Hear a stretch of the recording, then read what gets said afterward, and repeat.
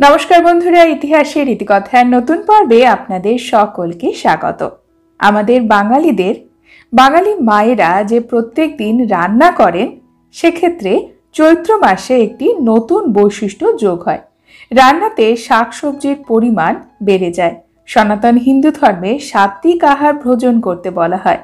Are Chaitra मासे आमरा किन्तु सारा मास धरे विभिन्न धरनेर धर्मीय आचार अनुष्ठानेर साथे साथे सात्विक आहारी भोजन करार चेष्टा करी एबं एकटी प्रबाद रयेछे चैत्र मासे 14 शाक। आजकेर पर्वे आमरा जानबो चैत्र मासे 14 शाक केन खाওয়া হয়, एटी खेले कि हय आर चैत्र मासे तीता शाक खेते केन बला हय, बांगालीदेर एई नियमेर सूत्रपात किभाबे हलो। बंधुरा आमादेर सनातन धर्मेर क्यालेंडार अर्थात हिंदू क्यालेंडार हलो विक्रम सम्बत। एटी शुरू हय चैत्र अमाबस्यार परे जे प्रतिपद तिथि थाके सेखान थेके। बोलते पारेन चैत्र मासेर अमाबस्यार परे जे बासंती दुर्गा पुजो शुरू हय चैत्र नवरात्रि प्रतिपद तिथि थेके, सेई दिन थेकेई शुरू हय हिंदू नवबर्ष। एई समय शुधु बांगाली नय सारा भारतवर्षेर सनातनीरा विभिन्न धरनेर शाक खेये थाकेन। एते शरीरेर विभिन्न धरनेर उपकारो हय। चैत्र मास हलो बसन्तकाल। এই সময়ে ওয়েদারটা একটু অন্যরকম থাকে। আবহাওয়ার এই পরিবর্তনের কারণে এই রকম নিয়ম চালু হয়েছে। আমাদের প্রাচীন আয়ুর্বেদ শাস্ত্র অনুসারে এই সময় এই সবুজ শাকসবজি আমাদের শরীরে রোগ প্রতিরোধক ক্ষমতা তৈরি করে। চৈত্র মাসের আবহাওয়া থাকে এই রকম, সঠিকভাবে গরমও আসে না আবার শীতও যায় না। এমন একটি সময় যখন দিনের বেলায় একটু গরম, রাতের বেলায় আবার একটু শীত শীত ভাব। এই সময়ে বিভিন্ন ধরনের রোগ, বিশেষ করে চর্মরোগ যেমন গুটি বসন্ত, জল বসন্ত, হাম, ব্রণ, ফুসকুড়ি, ঘা এই সকল ছোঁয়াচে চর্মরোগের প্রকোপ বাড়ে।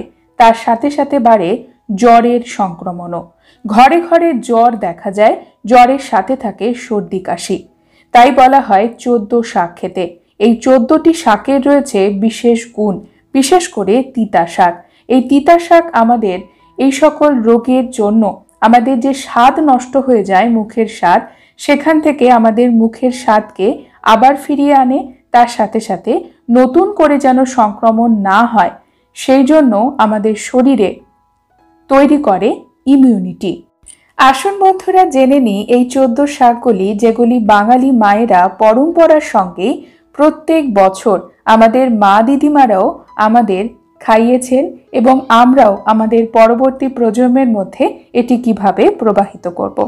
এই 14 শাকের পরিচয় একটু জেনে নেওয়া যাক। প্রথমেই যে শাকের কথা বলবো সেটি সঠিকভাবে শাক নয়, এটি হলো পাতা, কচি নিম পাতা। নিম বেগুন খাওয়া চৈত্র মাসে একটি বাঙালির বিশেষ নিয়ম। পরবর্তী যে শাক সেটি হলো গিমা শাক। গিমা শাক বাঙালির একটি চিরকালীন পরিচিত শাক, যেটি বাঙালি ঘরে ঘরে হয়ে থাকে। হেলেঞ্চা শাক এই সময়ই হয়। তেলাকুচা শাক যেটি চৈত্র মাসে দেখতে পাওয়া যায়। এই সকল শাকের রয়েছে বিশেষ গুণ। থানকুনি শাক, থানকুনি শাক খুবই পুষ্টিকর একটি শাক। বথুয়া শাক, বথুয়া শাকও চৈত্র মাসে বাঙালি ঘরে ঘরে হয়ে থাকে। তিতা হেলেঞ্চা শাক, হেলেঞ্চা শাক আমরা খাইনি এমন কোনো বাঙালি হয়তো বিরল। ঢেকি শাক, ঢেকি শাক স্বাদে খুবই ভালো। ঢেকি শাকের মধ্যেও রয়েছে খুবই ভালো পুষ্টিগুণ। কানাই শাক, এই শাকও বাঙালি ঘরে ঘরে হয়ে থাকে। খারকুন শাক, খারকুন শাক বা খারকুন পাতা। ঘাগরা শাক, কচু শাক, কচু শাকের কথা আর বলার অপেক্ষা রাখে না। কলমি শাক, কলমি শাক খেতেও খুব সুন্দর এবং পুষ্টিকর। আম খৈরা শাক, এই শাকও খুবই পুষ্টিকর এবং চৈত্র মাসের আবহাওয়ায় আমাদের শরীরে ইমিউনিটি তৈরি করতে সাহায্য করে। আমরুল শাক, আমরুল শাক হয়তো আমরা প্রত্যেকেই দেখেছি। বন্ধুরা আজকের পর্ব এখানেই শেষ করছি। পরবর্তী পর্বে নতুন একটি বিষয় নিয়ে আপনাদের সঙ্গে কথা হবে। ততক্ষণ সকলে সুস্থ থাকুন, ভালো থাকুন, আর পুরো ভিডিওটি দেখার জন্য আপনাদের অসংখ্য অসংখ্য ধন্যবাদ।